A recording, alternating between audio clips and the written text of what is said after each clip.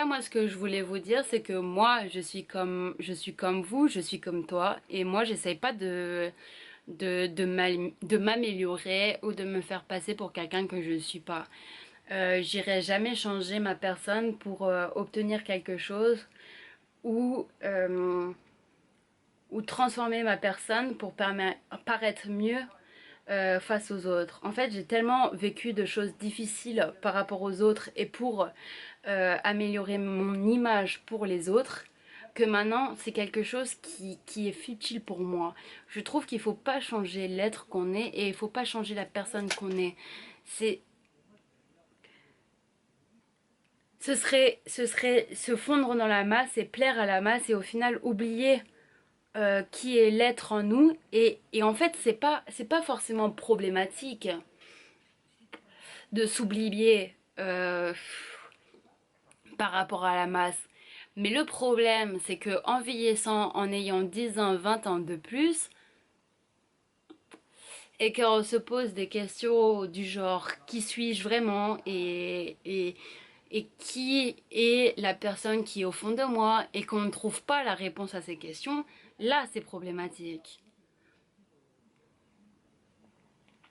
Parce que en fait, il faut pas oublier qu'à à la base des bases, des bases, des bases, sans toute cette société et tout ça, en fait, nous, on est tous là, avec deux yeux, un nez, une bouche, un corps, mais toutes les choses qui sont matérielles et qui sont créées par l'homme, à la base, elles n'existent pas. Et en fait, tout ça pourrait s'arrêter demain. Et en fait, si on oublie qui on est vraiment, sans toutes ces choses matérielles, si tout s'arrête demain, si on ne sait pas qui on est, là, ça devient un problème. Ça devient problématique. Ça devient réellement problématique. Et moi, j'avais envie de dire, quand j'étais au collège jusqu'au lycée, j'avais pas de téléphone. J'avais pas de téléphone. Et on faisait avec. Et maintenant, quand t'as pas de téléphone, au collège, tu te fais harceler. Et ça non plus, c'est pas normal. Ça non plus, c'est pas normal. Alors que le téléphone, c'est quoi? C'est quoi le téléphone? Il y a deux copines qui ont un téléphone au collège. Elles vont s'envoyer des messages à travers le téléphone. Et ça, vous pensez que c'est bien? Vous avez pas de téléphone. Vous êtes avec votre copine qui n'a pas de téléphone. Vous allez vous parler, vous échanger, vous regarder dans les yeux. Et les deux autres, elles vont s'envoyer des messages par téléphone. C'est quoi le mieux? Perdre le contact de l'humain et de l'homme qui est face à nous pour parler à une machine ou bien garder le contact avec la personne qui est en face de nous? C'est quoi le mieux? Dites-moi, c'est quoi le mieux?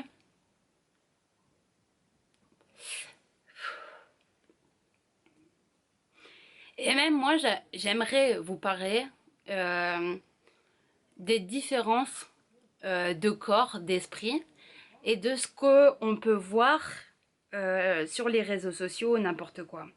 Ce qu'on nous montre, ce qu'on veut nous faire croire.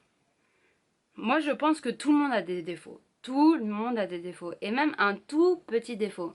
Voilà. Mais que, en fait, on s'efforce de cacher. Parce qu'en fait, depuis toujours, la perfection est quelque chose à atteindre que jamais personne n'a réussi à atteindre. D'ailleurs, personne n'a jamais réussi à atteindre la perfection. La perfection, elle n'existe pas. Et on veut nous faire croire qu'on peut atteindre la perfection. Alors on veut nous montrer tous les jours des formes de perfection.